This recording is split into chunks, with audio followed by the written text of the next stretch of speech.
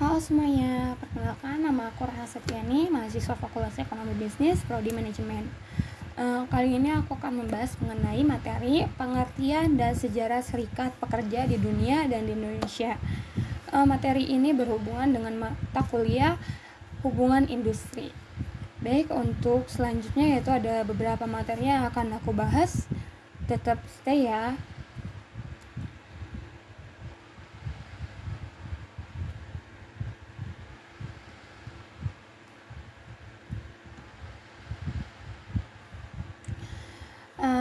Di sini ada pendahuluan. Serikat buruh telah menjadi kekuatan yang tidak bisa diabaikan dalam perjuangan untuk kesetaraan dan keadilan sosial di Indonesia.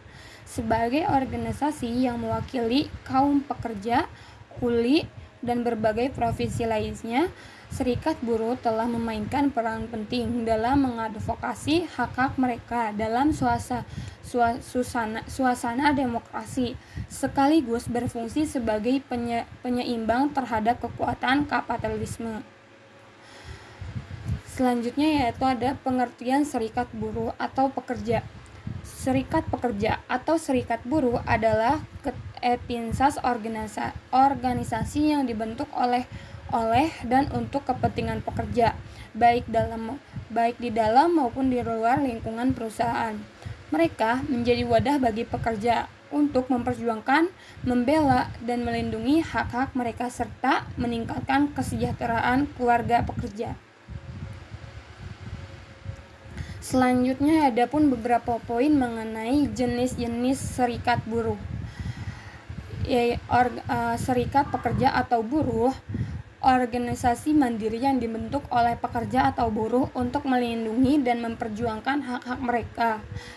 Yang kedua yaitu Federasi Serikat Pekerja atau Buruh, Lorem Ipsum Dolor is Amet. Selanjutnya yaitu Konfederasi Serikat Pekerja atau Buruh, gabungan dari Federasi Serikat Pekerja atau Buruh.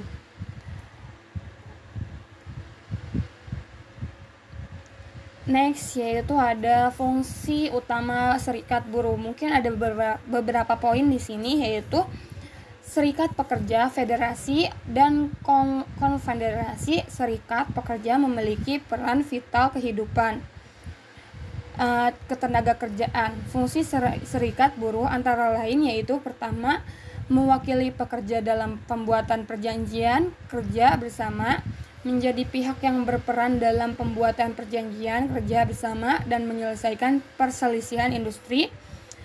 Kedua yaitu sebagai wakil pekerja dalam lembaga ketenagakerjaan, mempresentasikan pekerja dalam lembaga kerjasama yang berkaitan dengan ketenagakerjaan.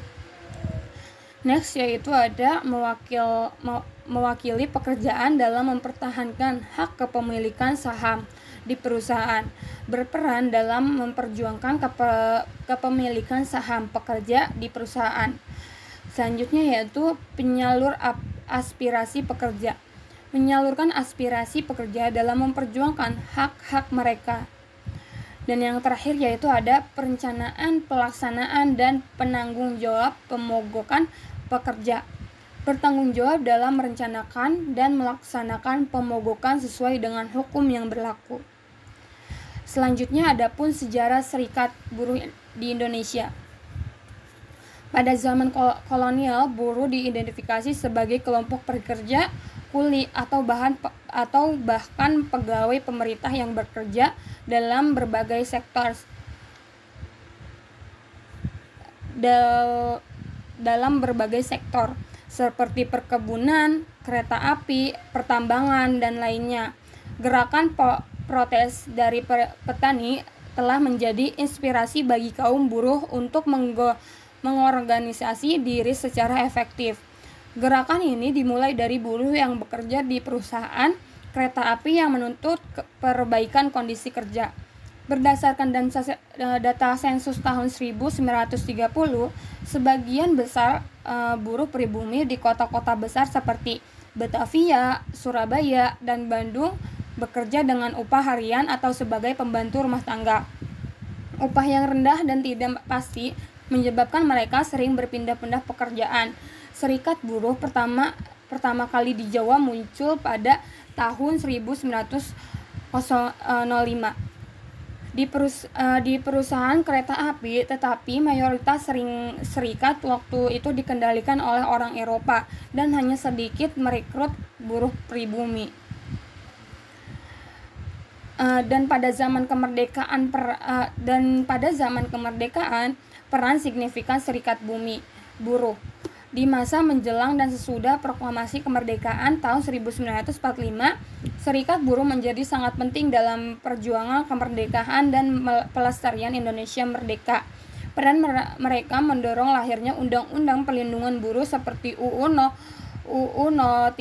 nomor 33 tahun 1947 tentang kecelakaan kerja dan UU no 12 tahun 1948 tentang kerja yang memuat ketentuan maju pada masanya seperti waktu kerja 8 jam sehari dan hak cuti haid sebagai buruh perempuan. Reformasi perjuangan untuk kesetaraan dan keadilan. Era reformasi di Indonesia menandai perjuangan serikat buruh dalam menghadapi perubahan ekonomi dan politik yang dinamis. Meskipun mengalami tantangan, peran serikat buruh tetap krusial dalam memperjuangkan hak-hak pekerja, termasuk dalam hal upah yang adil, kondisi kerja yang layak, dan jaminan sosial yang memadai. Pada masa sekarang, serikat buruh terus aktif dalam mengadvokasi kepentingan pekerja dan menekankan perlunya perlindungan yang lebih baik bagi kaum buruh, sambil terus beradaptasi dengan dinamika perubahan sosial dan ekonomi yang terus berkembang. Dari zaman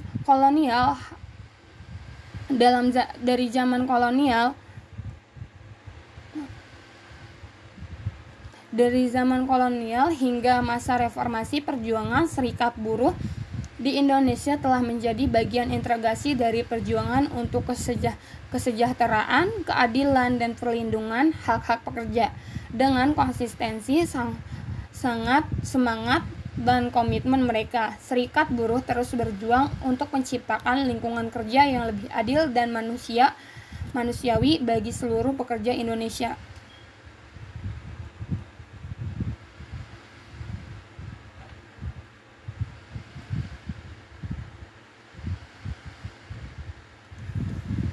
Selanjutnya adapun yaitu contoh serikat buruh di Indonesia.